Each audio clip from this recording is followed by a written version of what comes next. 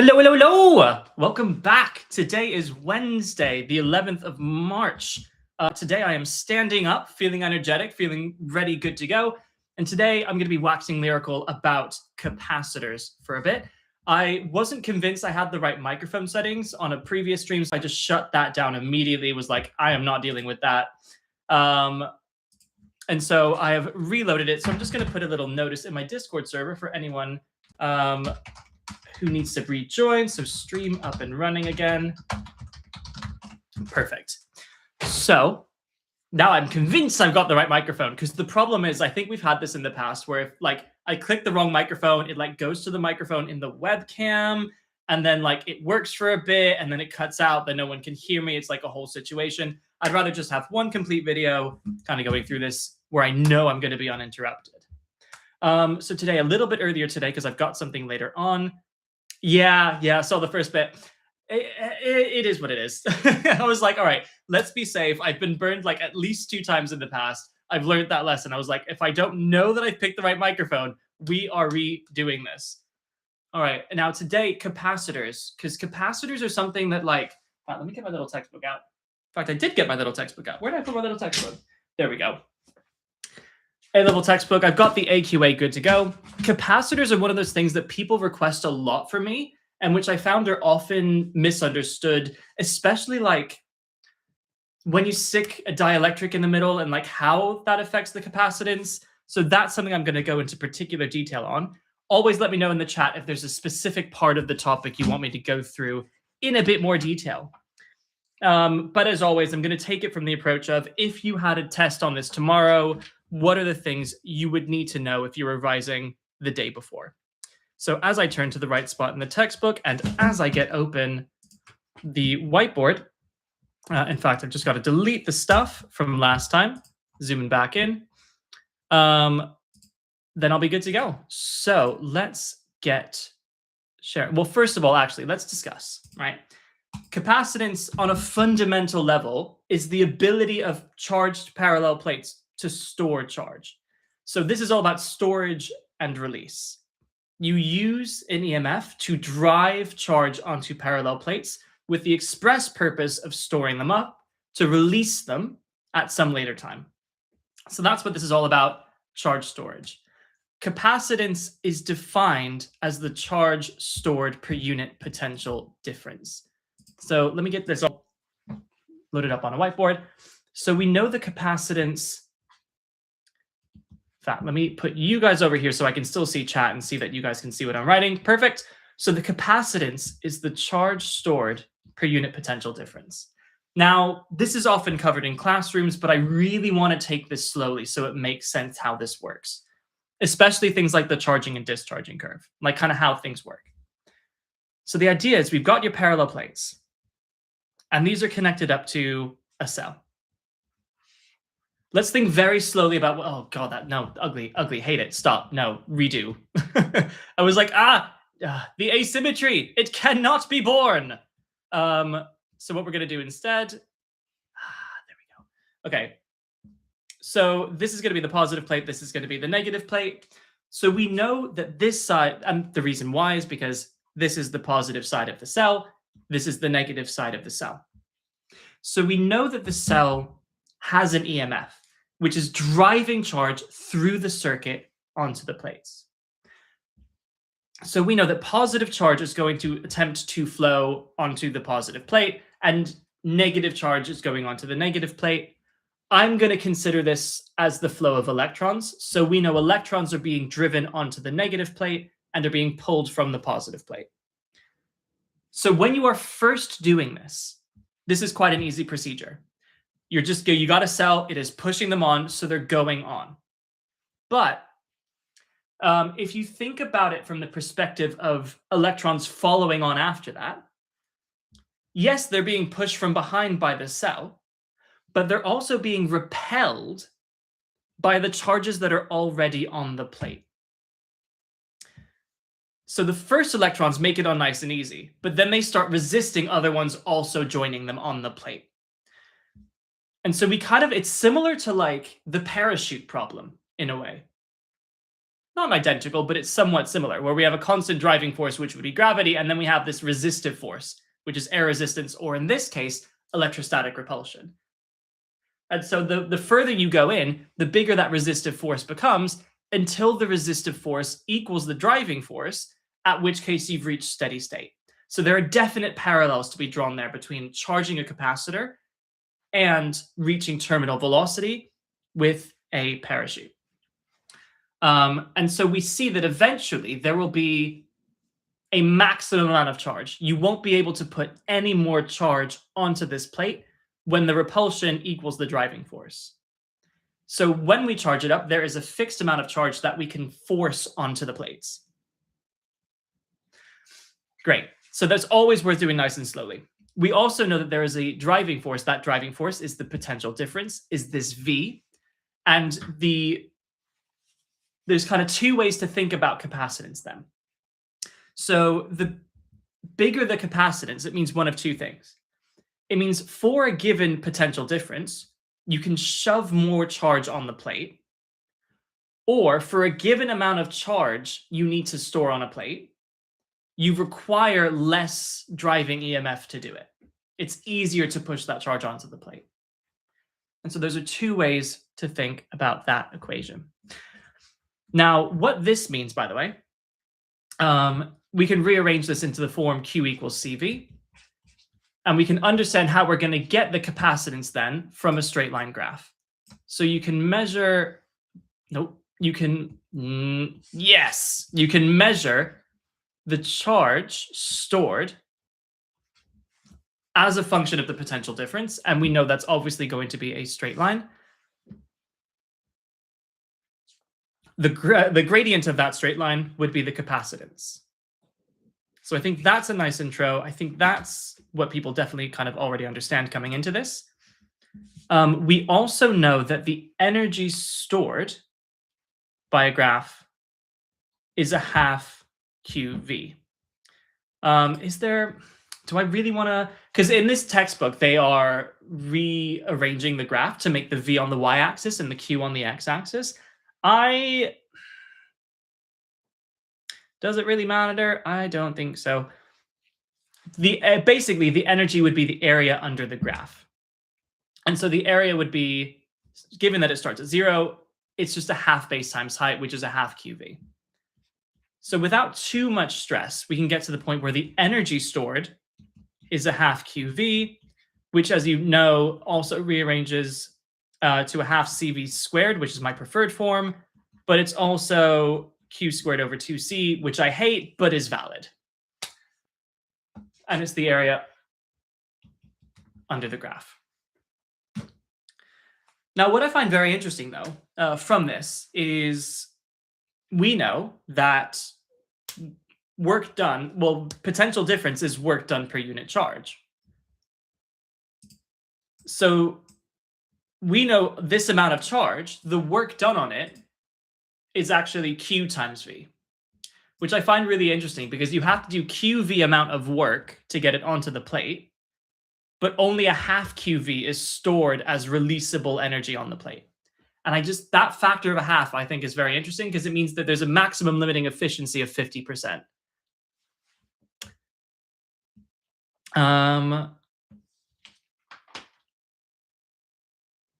One thing I find quite interesting as well is sometimes if we are considering parallel plates, you can say that E is equal, sorry, this E is energy, this E is field strength. So I'm going to put an underline, I'm going to underline it to make it clear that it's a vector as opposed to the scalar quantity of energy. The electric field is equal to Q over V between parallel plates, which means that V is equal to E times...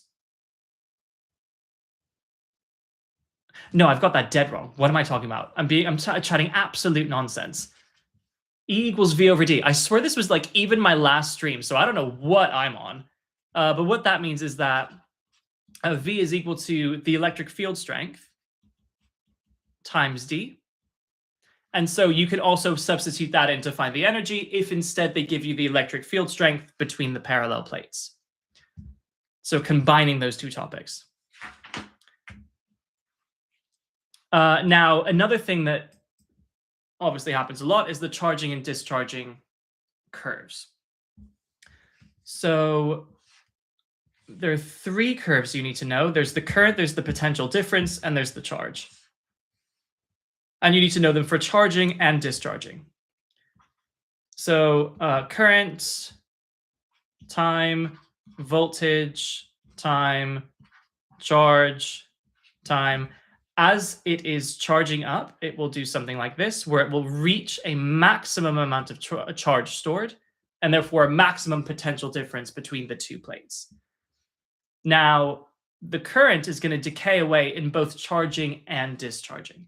Because it's the rate of flow of charge, we can think of it as being the gradient of this graph, which starts off at a maximum and then tends towards zero at steady state. Where this would be considered V naught and Q naught, like asymptotes. And this would be I naught, your initial charging current. So these are your charging. And then I'll do the discharging. No, I am going to have to scroll down.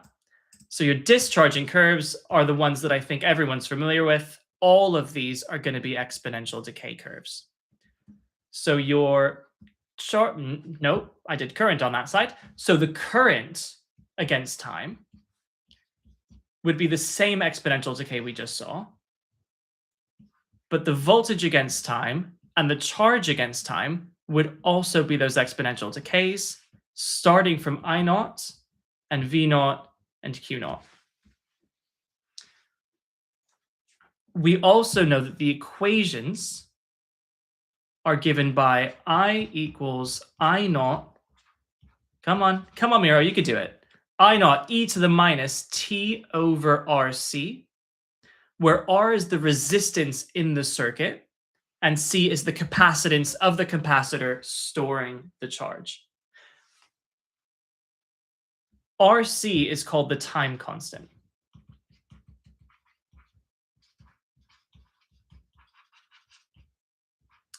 Someone asks, can current sometimes go from maximum negative and tend to zero? That is kind of just arbitrary, because in that case, the sign would just be an indication of direction. But yes, if you were, I suppose, talking about,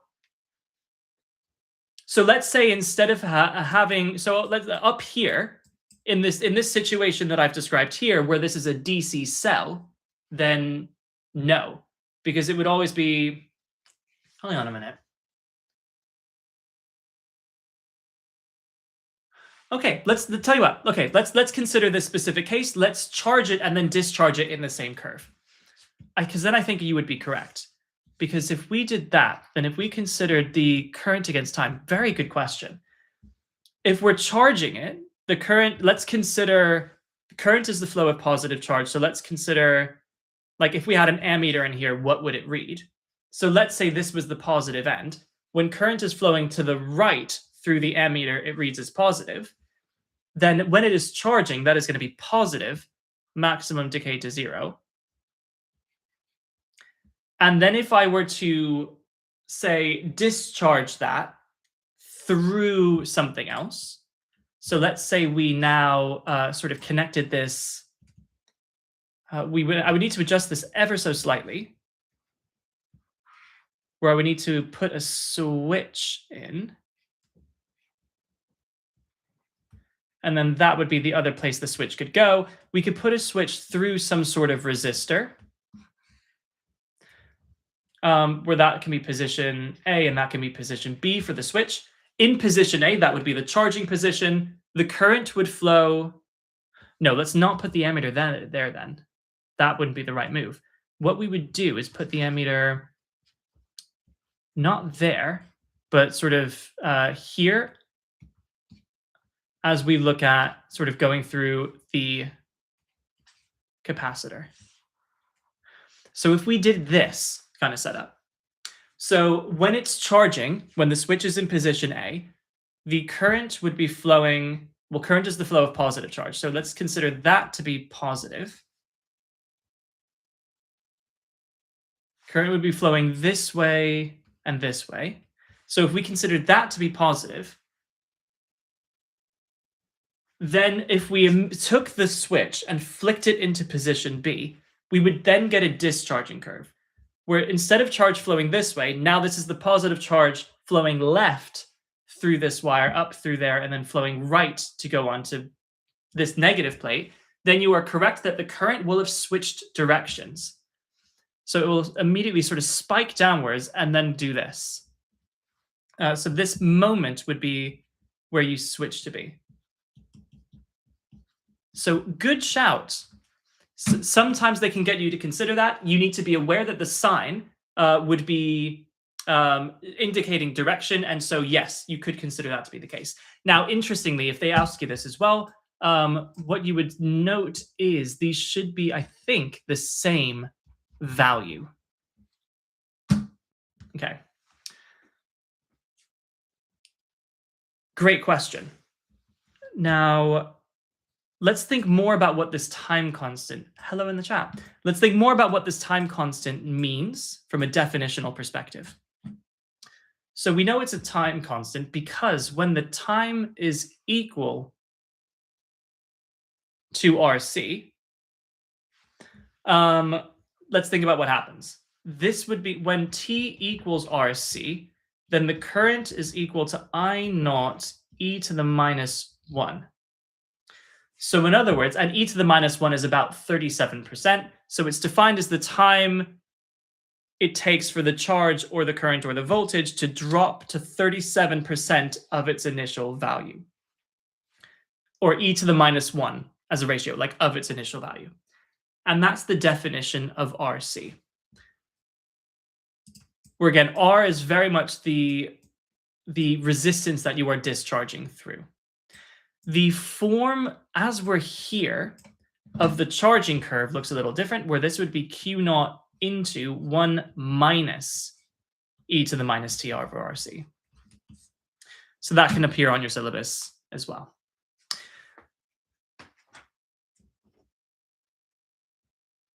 I might do some example questions on that. Yes, actually, hold on. Let's talk about what the RC means on this charging curve, because I think, yeah, this is sort of not that examined that often, but it is still important. Where because if we look back here, the time constant is the time it takes to drop to 37% of its initial value. So 0.37 of the initial value, this would be RC. If you think about the charging curve, which was that kind of flipped over, then that drop of about 63% would be the equivalent of this gain of about 63%.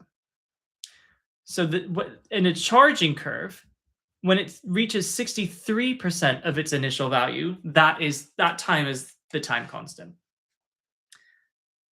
So something worth noting. Now, very similar to exponential decay curves, they can ask you for to work out some sort of times for like what the current would be at a certain time, what the initial current. So sometimes they get you to work out I naught, which would be quite interesting. So in this thing that I've drawn here, we know this thing has a V naught, which is equal to the V of the cell. That is the potential difference once we have charged it. So we can just say V equals IR, work out that initial I. So we can say that V naught, so V naught equals I naught R. We know V naught because that's the potential difference we charge it to. So V naught is known because that is the EMF, the driving EMF that we use to get the charge onto the plate in the first place. R is known from the circuit, so you can calculate I naught and then use that in your discharge equation, if you ever get asked.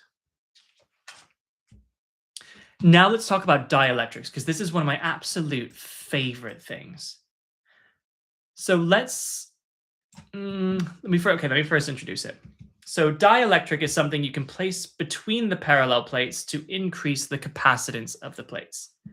Remembering that capacitance is the charge stored per unit potential difference, To increase the capacitance again means for a fixed potential difference, you get more charge on the plate, or for a given charge on the plate, you require less voltage to do so, less potential difference. So let's think about what that means in context. Let's do a before and after case. And in fact, I'm going to do a couple of before and after cases, so you can kind of take my point here. So I'm going to draw 4 parallel plates.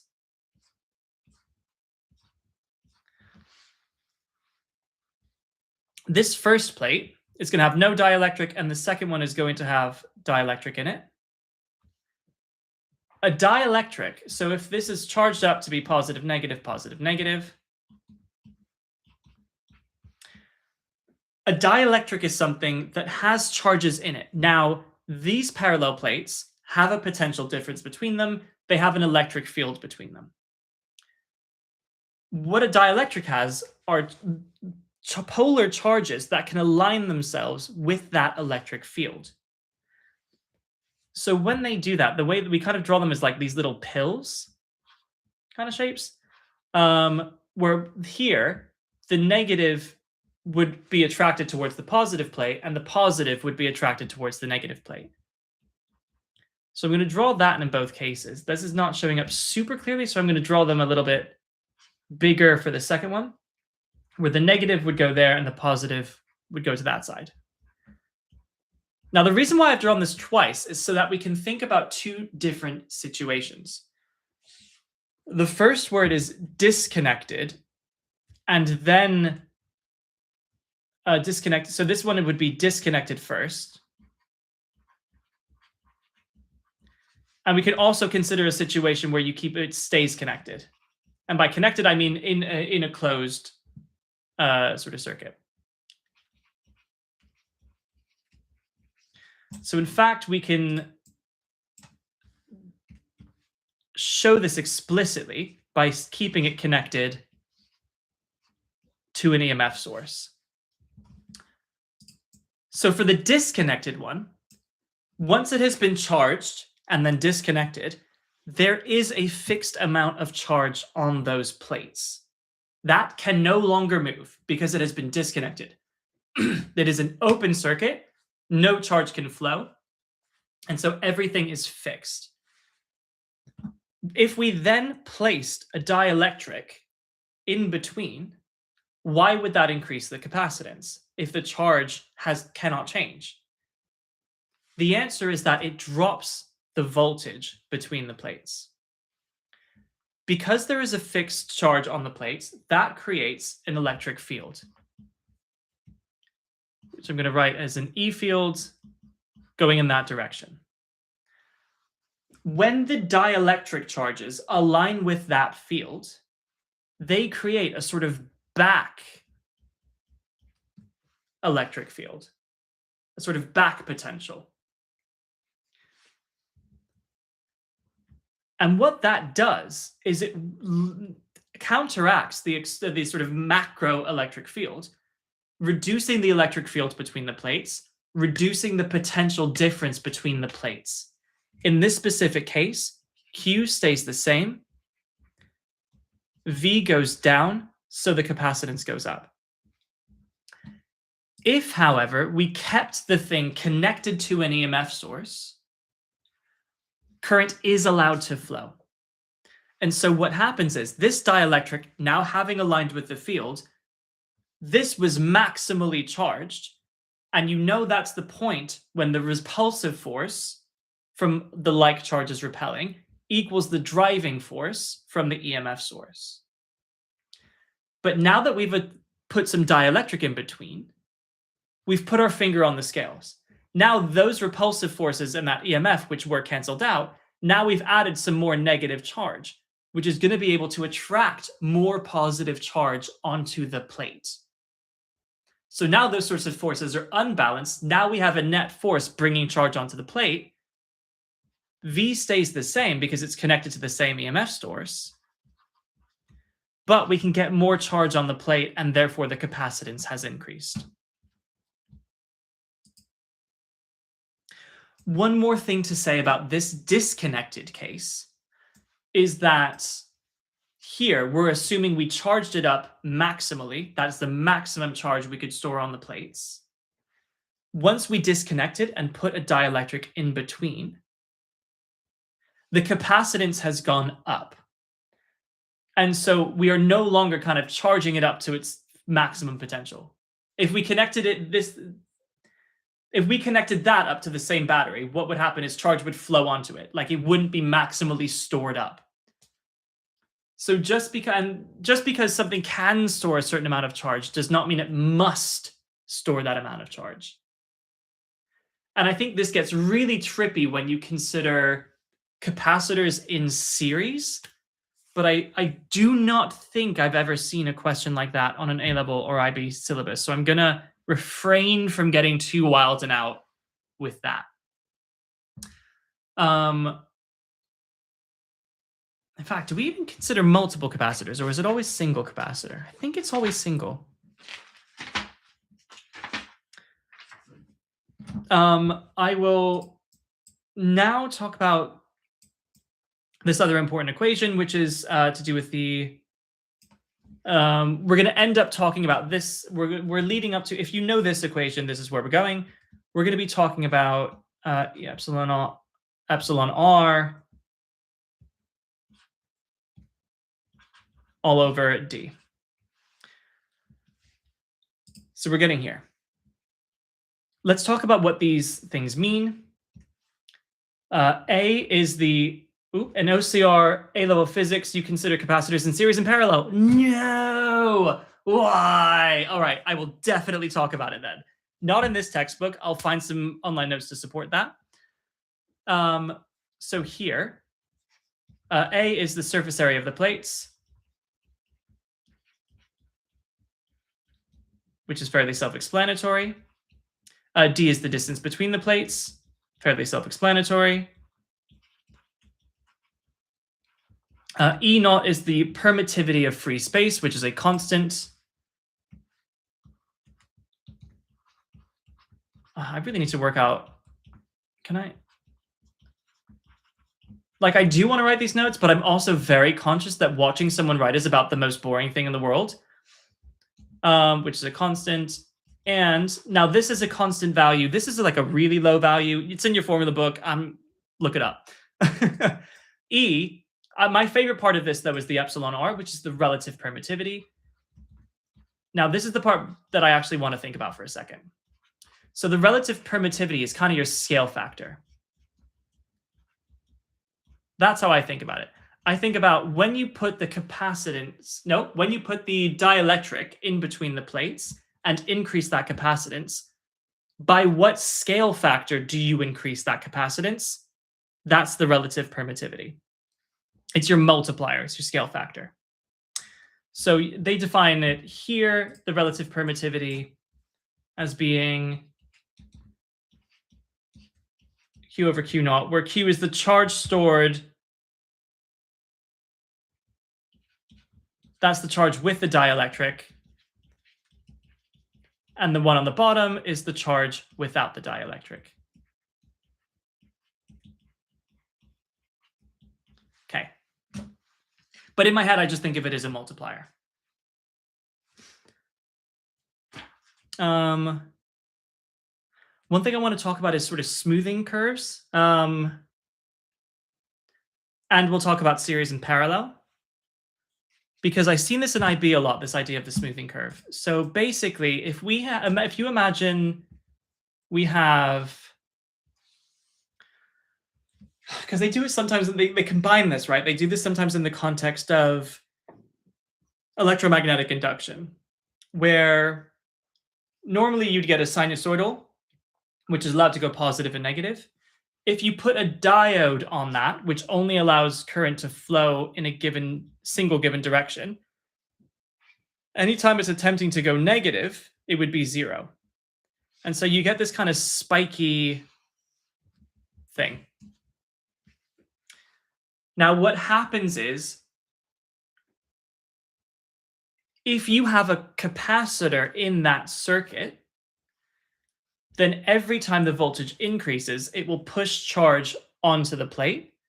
And every time the voltage drops to 0, that charge will flow off the plate. So it creates this kind of smoothing effect where this amount, this value up here becomes your V naught, and you get this kind of exponential decay curve, which can smooth out. Instead of getting this really spiky voltage, it makes it look a little bit more linear, where you need to be very careful to calibrate your capacitance because that affects your sort of decay rate, right?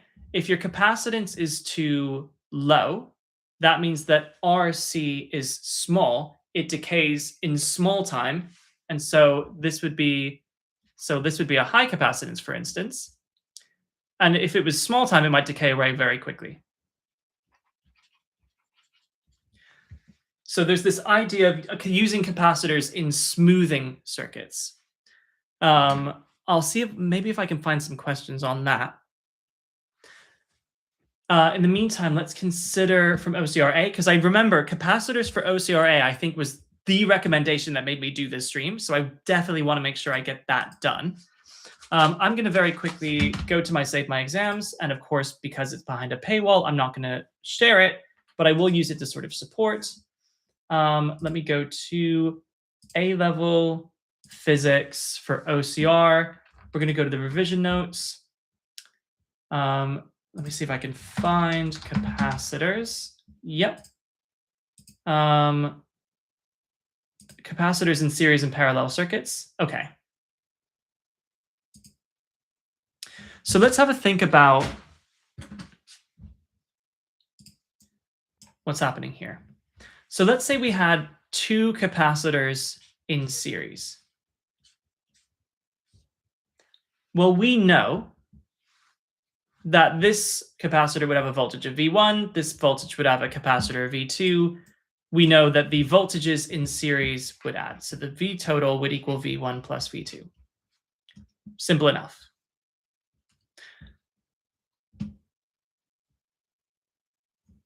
But we know that this V total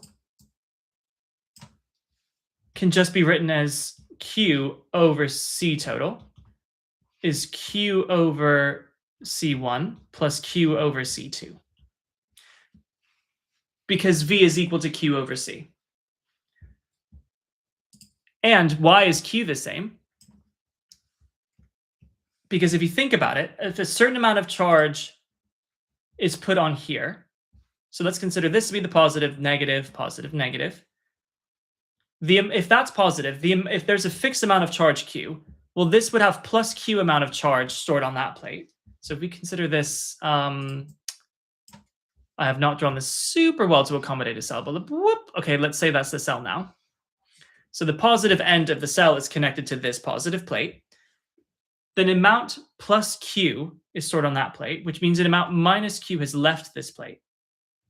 Where can that charge go? It can only go onto this plate before it is stopped, which means this must be plus Q as well, and this must be minus Q as well, which means that the amount of charge that flows through this, the cell is equal to the charge on all of the plates in series, regardless of whether or not that means the capacitor is fully charged, which you must be very careful about.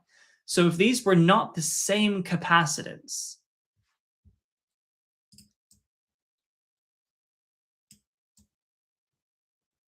well, let's kind of talk about this. So we can now divide by Q to get 1 over C total is 1 over C1 plus 1 over C2, which means that the capacitance in series combines the same way that resistance in parallel does. Now, one thing to really consider is what that means for these. So let's give some specific numbers here. So let's say we had one that was like 100 microfarads versus one that was 200 microfarads, and we used an EMF of, say, 12 volts.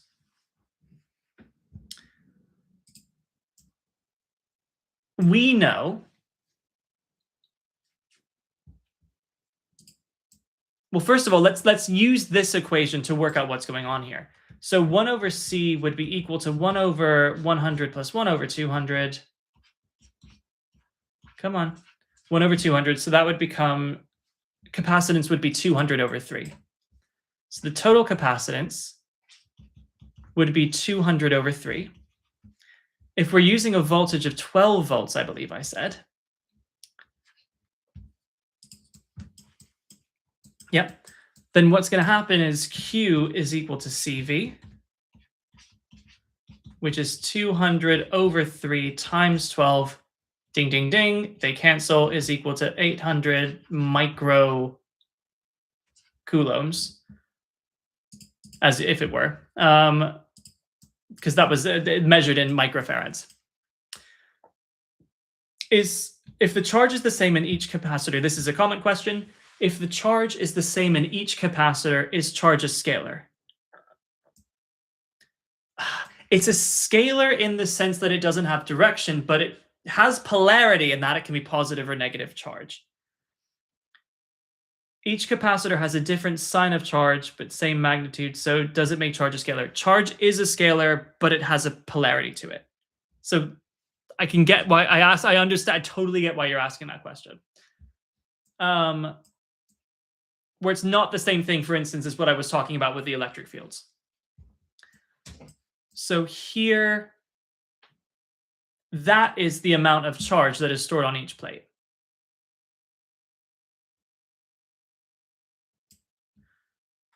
Now, what's happening here is we can work out, therefore, how much potential difference lies between the plates. So on this, now this is interesting, right? So what we know is that 800 microcoulombs are stored on every single one of these plates. And let's say they have the same distance between them. Maybe, I'm jumping ahead. What we can do, first of all, very simply, is to work out the voltages on each of those capacitors. So V equals Q over C. So V1 we know would be equal to 800 over 100, which is 8 volts. And V2 over here would be equal to the 800 over 200, which is equal to 4 volts. And so we can see that the 8 volts plus the 4 volts equals the 12.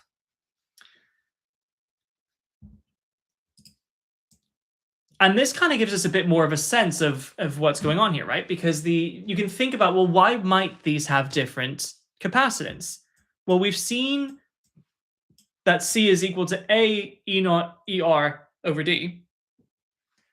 So if we assume, for the sake of argument, that these are plates of equivalent area, so they are the same area, then one of two things is happening here. If they have the same distance, which by my diagram it looks like they have, it looks like this guy must have a dielectric. The one on the right must have a dielectric in it to give it a higher capacitor. And we can see that this is 4 volts as opposed to 8 volts, because remember, that dielectric is creating a reverse electric field, reducing the potential difference between the plates. So that is why that might be the case. Or alternatively, because let's assume there's no dielectric in either of those, it could be the case. In fact, I'll rewrite the equation just so we have it. Epsilon naught epsilon r over d. It could instead be the case that if epsilon r is 1 in both cases, because there's only air between the plates, epsilon naught is a constant. If d is fixed,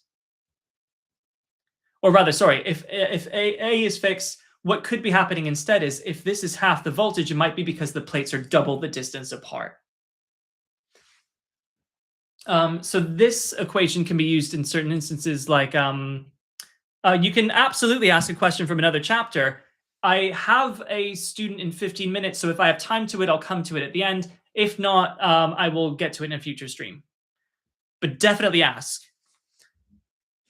So here, let's consider... Sorry, I'm jumping around a bit, but I want to... No, I'll come back to it. Right now, let's carry on with what we were doing and consider capacitors in parallel.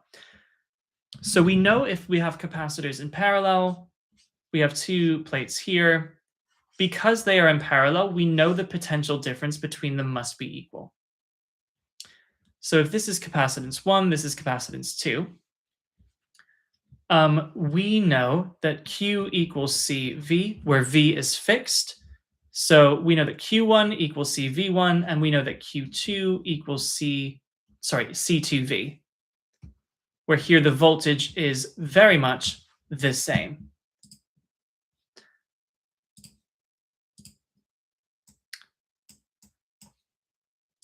Now, what we can do with this is to say that some of the charge from the cell has gone along this branch and been stored on C1, and some of the charge from the cell has been placed on this capacitor on C2. So we know, basically because of Kirchhoff's first law, that current into this junction equals current out. That means charge in equals charge out. So the total charge stored on the plates is Q1 plus Q2. And the total charge would be the total capacitance times the V, which is equal to C1V plus C2V, which means that C total equals C1 plus C2, which means that capacitors in series behave like resistors, capacitors in parallel behave like resistors in series. Let me have a quick look at this question.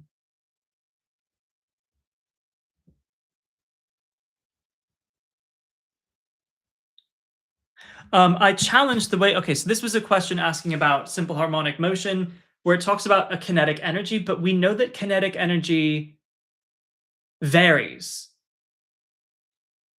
Oh, so it's oscillating with angular frequency. Oh, this is, sorry, actually, do you know what? This is so simple that I'll do it now. What you need to understand is that kinetic energy varies with double the frequency of the oscillator. I'll quickly make a little side note. I'll put timestamps in so you can skip this if this isn't necessary to you. But what you need to know I'll do this very simply using a pendulum. Where let's say it starts here at A, it goes through what I'll call the origin, and then it goes to B. We know here that V equals 0. We know here V is a maximum. Here we know V equals 0. So in one complete oscillation, it goes from 0 to max to 0 to max to 0. So in other words, 0 to max to 0 to max to 0. This is the kinetic energy versus time for one complete cycle. So in other words, in one complete oscillation of the simple harmonic oscillator, the kinetic energy has undergone 2 cycles. So if the angular frequency of the kinetic energy is 176, then I would expect the angular frequency of the oscillator to be 88 rads per second. And then, so that would mean, so omega of the kinetic, if the omega of the kinetic energy is 176, that implies to me that the omega of the oscillator is only 88. But because omega is equal to 2 pi f, you divide that by 2 pi to get the frequency. Okay, so hopefully that makes sense. This is actually quite commonly tested. The fact that the kinetic energy does 2 cycles for one cycle of the oscillator. Great, so getting back into the capacitors, we've seen that in parallel, the capacitors add together the same way that resistors in series do.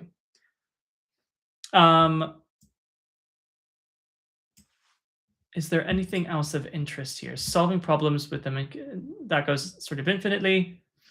So we can kind of combine them using those sort of same rules. So let's say we had, for instance, I'll make up the numbers. So let's say this was 11 microfarads. Let's say this was, in fact, let's do it with numbers that seemed like they'll combine. Oh, no. I'll call that 11. I'll call that 14.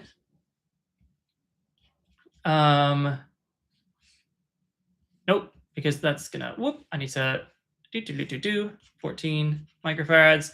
And let's say that's connected with a, I don't know, that's Patrick, that is not how you draw a capacitor. Nope, never has been, never will be. Let's call this 50 microfarads. Let's work out the sort of total capacitance of this network. Well, the first thing I'm seeing is these two guys are in parallel, which means I have to add those together. So this is the equivalent of 25.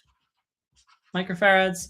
And because these two are now in series, I do 1 over C total equals 1 over 25 plus 1 over 50, which is obviously 2 over 50 plus 1 over 50. So it means that the total capacitance would be 50 over 3 microfarads.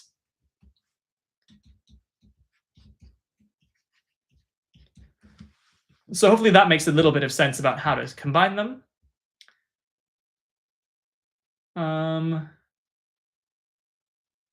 Do I need to go through? Happy to take questions, by the way. Random question, can you please prove Snell's law? Oh. By the way, yeah, I'm actually, do you know what? I'm happy to take this stuff because especially as we move into exam season, I imagine I will just sort of like open the floor for people to bring random stuff. So very happy for you to continue doing this. Snell's law. Can I prove Snell's law? I might have to do it from wavefronts. Let me see if I can be supported from the textbook because I'd rather know I'm going to get it right rather than kind of talk my way to it and it not be correct, or if it's correct but not the best way and then it just confuses the situation. So let me quickly see if I can find something that will help me. So refraction of light. So that's on this book. I'm going to go to page 68. We're told.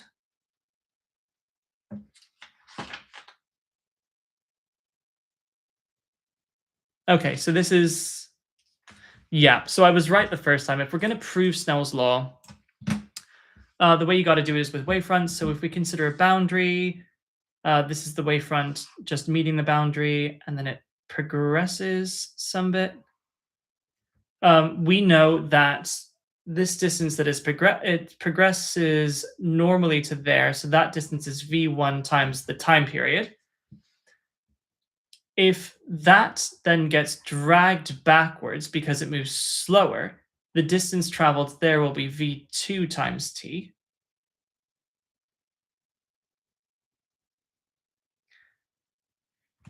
Now, if we consider, first of all, what that means, this thing here would be the ray.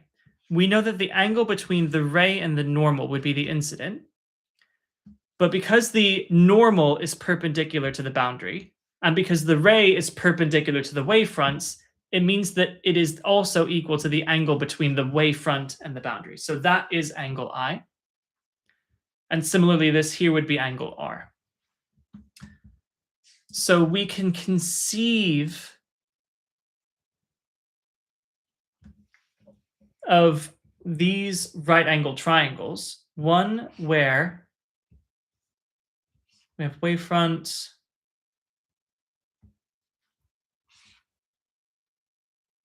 and where that's 90 degrees. Here we go. And this is angle I. And we can also consider this other triangle. So if I kind of, basically, if I take those two diagonal lines and shift them in, I would end up getting two right-angled triangles with the same hypotenuse. So if this is R and that's I, then what we can see, if we call this distance, if that's point A and that's point B, then we can see that this distance here, which is v1t, and this distance here, which is v2t, we can say that sine I is equal to opposite v1t all over the hypotenuse, which is length AB. And we can see that sine R is equal to its opposite, which is v2t, all over the hypotenuse of AB.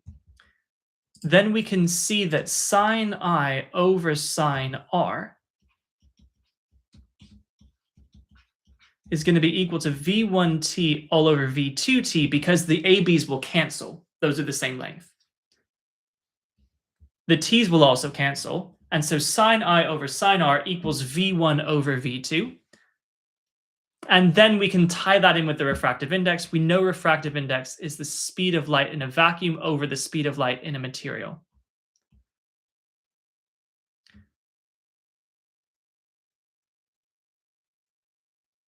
So in fact, if I don't call that I, let's instead call this theta 1 and this theta 2.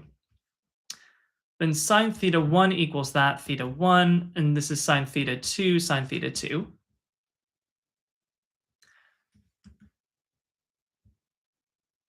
So n1 equals c over v1, and n2 equals c over v2.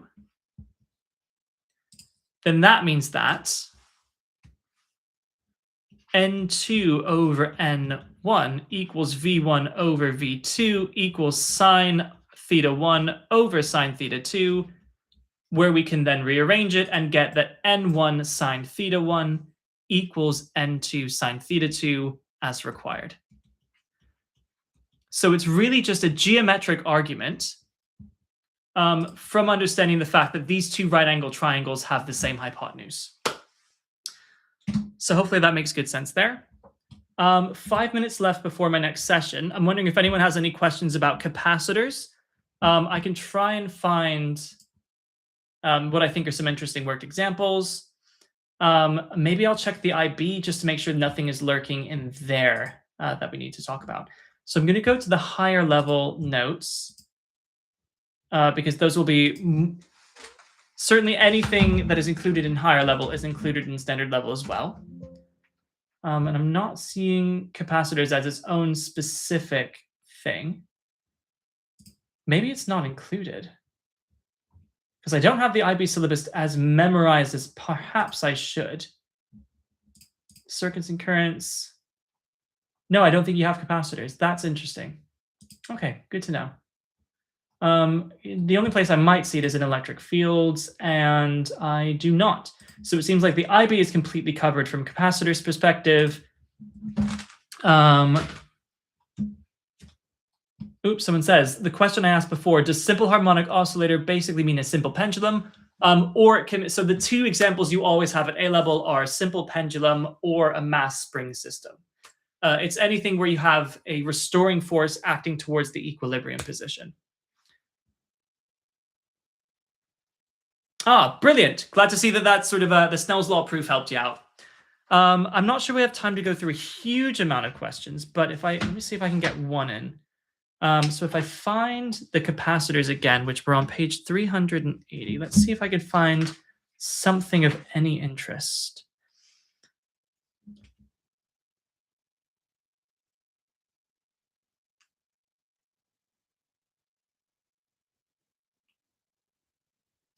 Oh, that could be interesting. Let me see if I can. This is supported with mark scheme. Maybe not a full mark scheme, but it is supported with answers. So, okay, let me try this. No, 2 minutes to go. I have to lay out a full circuit diagram and then do the full question. So, okay, risky. Not going to do it. If you have specific questions, actually, let's talk about that. So I know that I've been going through these topics kind of a bit more like teaching style, explaining them, haven't been doing as many practice questions, and also haven't been doing as many past papers on the physics side. If you guys have specific questions that you want me to answer, like, oh, have a look at the OCRA summer 2019 question 3, that one was wild. That's exactly what A, the comments are for, but also B, if you want to drop those in the Discord server, if that's your preferred thing to do. There is something called the streaming suggestions, a channel where you can kind of put those in. HLO, I do not know what that means, sir. Or is that just hello? I don't understand teenagers. Why are you getting rid of necessary letters? I don't understand the word if you do that. Okay, so yes, especially as we're moving through exam season. And is it over? Yes, apologies, it's over. I know normally I do 5:30, but today I've got a session at 5:30 because I've got I got to be at 6:30. So apologies for that. But again, remember that the stream populates on YouTube the second it's over, so you can watch and catch up. So today we've done capacitors and then just some common questions as usual. As we move through exam season, feel free to drop anything you need in the comments or on the, how often are these sessions? These sessions are once a week. Normally they're sort of every Wednesday at 5:30. Today's a one-off scheduling conflict that I have because I've got somewhere to be this evening. If you guys want, so typically I do a live solve of a math paper at 11 a.m. on Mondays. I know that's while you're doing school, but because it's a live solve of a paper, it's more useful for you to watch it after the fact. And these sort of more sort of physics seminar style things I do once weekly on Wednesdays, typically at 5:30. But that's why I have a Discord server, so I can put up any notifications of any scheduling changes like we had today. What if you're not A-level and want to watch for funsies? You are very, very welcome. I do find my cousins watch me because they find my cadence very calming. I suppose in the same way that there's this legal streamer I'm obsessed with called Emily D. Baker, where I'm like, I'm not a lawyer, but I will watch you commentate on these trials because you are interesting, and I just like listening to you talk about things. Very calming. Thank you. I don't know how or why, but I do get told that me explaining physics is calming. So I will take that. What's the Discord? You will find that in the description of this video and all my recent videos, and I should go back and add it to all my videos, but you should also find it in the channel description as well. So that's very public. Everything's out in the open. So you can join that, make any suggestions. I also check my comments religiously, so you can also find me there. Now, I do have a session starting now, so I am going to have to jump off. But it's been good having so many people here this evening, like chat very active, which is exactly how I like it. You are very welcome, and I will see you next week at the regular time. Feel free to keep dropping suggestions of what you want me to cover in these tutorials, and I'll make sure to get that covered. All right, guys. I will see you next week. In the meantime, take care. Have a good week, guys. See you then. Bye-bye.